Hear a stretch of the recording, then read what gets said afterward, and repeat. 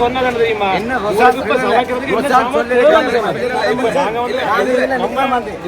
இருந்தாலும் நடந்த விஷயம்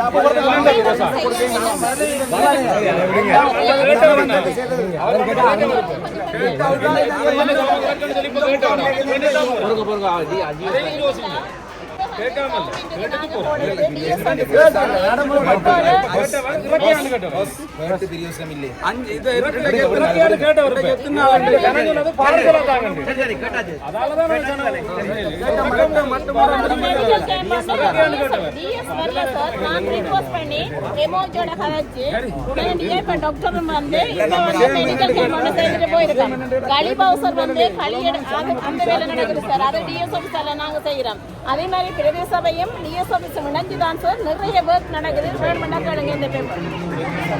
அப்ப டிஎஸ்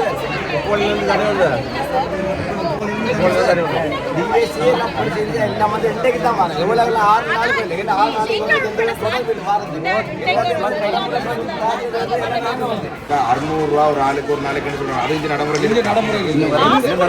எந்த முகாமுறையும் இல்லை. ₹600 இல்லை. ஆனால் காலை சாப்பாடு, மதிய சாப்பாடு, இரவு சாப்பாடு அது சரி. நான் என்ன கிடைச்சிருந்தால் நாங்கள் என்னென்றால் சில முகாம்களில் இருக்கிற உங்களுக்கு உதவியாக மேலதிகம் இப்போ என்ன பிரச்சனை நாடு முழுதும் அனர்த்தத்தில் இருக்கிறபடி வளமையாக என்ன நடக்கும் என்றால் வெள்ளம் வந்தால் ஒன்றில் வடகிழக்கில் வரும், இல்லாட்டி தென் மாகாணத்தில் வரும். மண் சரிவு வந்தால் மேல் மாகாணத்தில் மத்திய மாகாணத்தில் வரும்.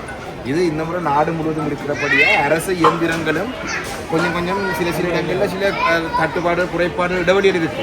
அந்த இடைவெளியில் நிரப்புறதுக்காகத்தான் நாங்கள் எங்களோட பாராளுமன்ற உறுப்பினர் எங்களோட கட்சி சார்பாக நாங்கள் வந்திருக்கிறோமே தவிர நாங்கள் குறை கண்டுபிடிப்பதில்லை. நாங்கள் என்ன கேட்டானண்டா அது சரி எங்களுக்கு தெரியும் தானே, பிரதேச சபை எங்களோட சபை நல்லா செய்யும் தானே, அதான் எங்களோட சபைக்கு மக்கள் ஓட் போட்டுருக்காங்க. என்னென்றால் இந்த ₹600 படி தாரன்னு சொன்னது தான் நான் கேட்டேன். ₹600 படி அது அரசாங்கத்தில் அந்த கணக்கின் படி வருதா இல்லை தனியார் சமையலில் போகுதா? நாங்கள் வேறு இடங்களுக்கும் போயிருக்கோம்.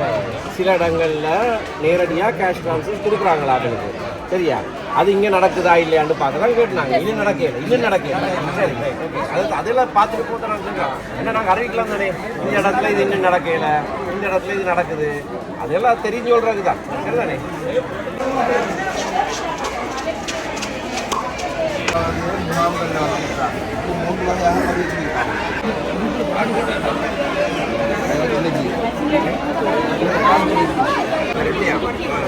அவரோட ஜிஎஸ்டி நம்பர் இருக்காரு.